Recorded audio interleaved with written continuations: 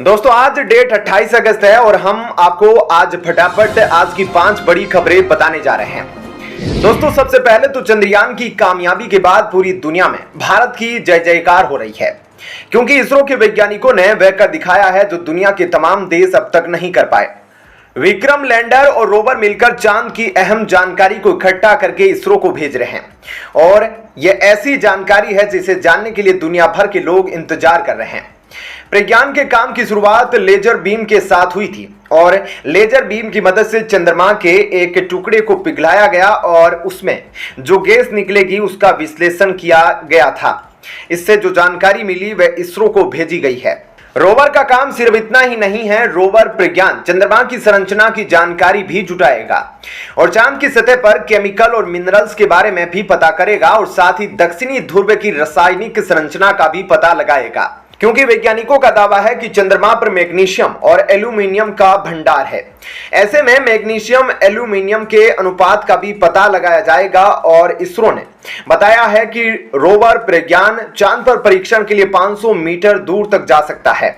इस दौरान यह काफी धीमी स्पीड से चलेगा। अब भारत दुनिया का चौथा देश बन गया है जिसने यह कामयाबी हासिल की है और चंद्रयान 3 में जो चीजें लगाई हुई है वह तकनीकी तौर पर काफी अच्छी है। जब रोवर प्रज्ञान चांद पर धातु का पता लगाएगा तब लैंडर विक्रम पे लगे पेलोड चांद पर भविष्य की संभावनाएं खोजेंगे और इस दौरान वह सूरज से आने वाले प्लाज्मा कणों के घनत्व और बदलाव की जांच करेगा। साथ ही यह चांद की सतह पर मौसम के बारे में जानकारी जुटाएगा और चांद के लैंडिंग साइट से 500 मीटर के दायरे में भूकंप की संभावनाओं के बारे में भी पता करेगा और साथ ही चांद के डायनामिक्स को समझने की कोशिश करेगा। और इन सब के बीच इसरो को चांद से नई नई तस्वीरें भी देखने को मिल रही है। ऐसे में लैंडर और रोवर के जरिए इसरो को वह जानकारी हासिल हो रही है जिसका उसे बरसों से इंतजार था। अगली खबर की तरफ चलते हैं दोस्तों। अब रूस यूक्रेन युद्ध का असर भारत पर भी पड़ने लगा है, क्योंकि भारत रूस के साथ सबसे ज्यादा हथियारों से जुड़ी डील करता है। भारत ने रूस के साथ S-400 को लेकर भी डील की हुई थी, लेकिन रूस अभी तक भारत की उस डील को पूरी नहीं कर पाया है। जानकारी के लिए बता दें कि S-400 को दुनिया का सबसे कारगर एयर डिफेंस मिसाइल सिस्टम माना जाता है और भारत ने साल 2018 में रूस के साथ करीब 5.43 अरब डॉलर की डील की थी, जिसके तहत भारत को इसकी 5 रेजिमेंट मिली थी, जिनमें से 3 की डिलीवरी हो चुकी है जबकि 2 रेजिमेंट की डिलीवरी अटक गई है। जबकि S-400 की तय समय पर डिलीवरी भारत के लिए काफी ज्यादा जरूरी है, लेकिन अब बताया जा रहा है कि भारत और रूस के बीच S-400 की पेमेंट की वजह से डिलीवरी अटक गई है। भारत का 3 अरब डॉलर का भुगतान रुका पड़ा है।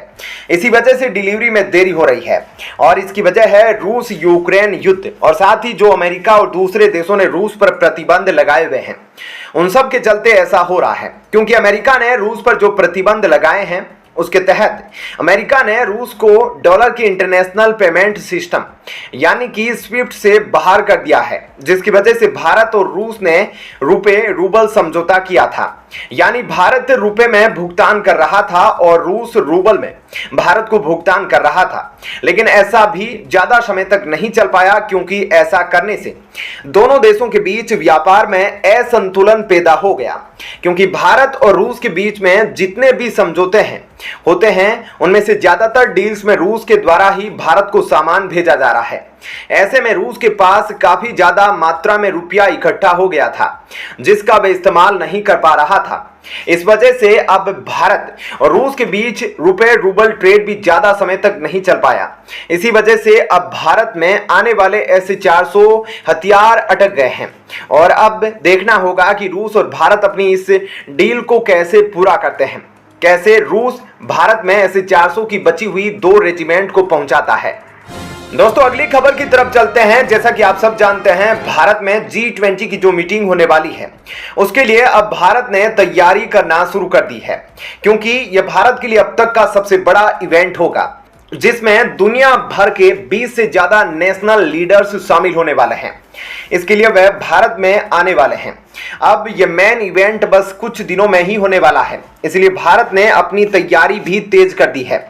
इसलिए अगले हफ्ते से प्रगति मैदान के आसपास मौजूद इलाकों में सुरक्षा कई गुना बढ़ा दी जाएगी। बरसात में यहां पर खूबसूरती बढ़ाने के लिए अलग अलग तरीके से सजावट भी शुरू कर दी गई है। साथ ही इस इलाके में पुलिस पेट्रोलिंग भी काफी ज्यादा बढ़ा दी गई है ताकि G20 के दौरान भारत में जितने भी अतिथि आने वाले हैं उनकी सुरक्षा अच्छे से की जा सके। इसके साथ ही भारत ने G20 में आने वाले लीडर्स की सुरक्षा के लिए 1000 से भी ज्यादा कमांडर्स तैनात कर दिए हैं। इसके साथ ही डॉक्टर और एम्बुलेंस की एक बड़ी टीम भी तैनात की जा रही है जो किसी भी तरह की मेडिकल इमरजेंसी को संभालने के लिए तैयार रहेगी। इन सब बातों से पता चलता है कि भारत किस तरह G20 की मेजबानी करने के लिए तैयारी कर रहा है। इसके साथ ही G20 की मीटिंग के दौरान 1000 से भी ज्यादा उड़ानों को कैंसिल कर दिया जाएगा। ऐसा इसलिए है क्योंकि G20 की मीटिंग के दौरान भारत सभी एयरपोर्ट्स को पूरी तरह से सुरक्षित रखना चाहता है। इसलिए G20 की मीटिंग के दौरान 1000 से भी ज्यादा उड़ानों को दूसरे एयरपोर्ट की तरफ डाइवर्ट किया जाएगा। साथ ही G20 मीटिंग के दौरान प्रगति मैदान के आसपास सभी मॉल, स्कूल, कॉलेज और सारी चीजें बंद रहेंगे ताकि आम जनता वहां पर ना जा सके। ऐसे में भारत G20 के लिए अपनी तैयारियां काफी तेजी से करने में लगा है कि भारत किसी भी कीमत पर इसे एक सफल इवेंट बनाना चाहता है। दूसरी तरफ दोस्तों, जहां एक तरफ तुर्की भारत के दुश्मन पाकिस्तान को एक के बाद एक खतरनाक हथियार सप्लाई करता जा रहा है, ऐसे में भारत की मुश्किलें बढ़ती जा रही है। लेकिन भारत ने भी इसके लिए अपनी नई रणनीति तैयार कर ली है। ऐसे में भारत अब तुर्की के दुश्मन देश को बड़े बड़े हथियार सप्लाई कर रहा है ताकि वह भारत की तरफ हो जाए। और भारत का मकसद यह है कि भविष्य में अगर तुर्की पाकिस्तान को कोई ऐसा हथियार सप्लाई करता है जिससे भारत की राष्ट्रीय सुरक्षा को चुनौती मिलती है, तो ऐसी स्थिति में भारत के पास कोई ऑप्शन होगा और भारत तुर्की को यह कह सकता है कि अगर आपने पाकिस्तान को यह हथियार दिया तो इससे भी ज्यादा खतरनाक हथियार हम आपको जानी दुश्मनों को सप्लाई करेंगे। यानी कि उस समय भारत तुर्की को डराकर रोक सकता है। इसलिए अब खबर आ रही है कि ग्रीस भारत से ब्रह्मोस NG मिसाइल खरीदना चाहता है। हाल ही में जब प्रधानमंत्री मोदी ग्रीस गए थे, उसी दौरान दोनों देशों के बीच हथियारों को लेकर बातचीत हुई थी। ऐसे में भारत आने वाले समय में ग्रीस को ब्रह्मोस NG देने के लिए हामी भर सकता है। और भारत यह भी सोच रहा है कि उसके पास जो राफेल लड़ाकू विमान है उसमें ब्रह्मोस NG को इंटीग्रेटेड किया जाए और ग्रीस के पास भी कुछ राफेल विमान है, इसलिए वह ब्रह्मोस NG को आसानी से ऑपरेट कर सकता है। यह भारत के लिए बड़ा फायदे का सौदा होने वाला है। तो दोस्तों, इन तमाम खबरों के बारे में आपकी क्या राय है हमें कमेंट करके जरूर बताइएगा। धन्यवाद। जय हिंद।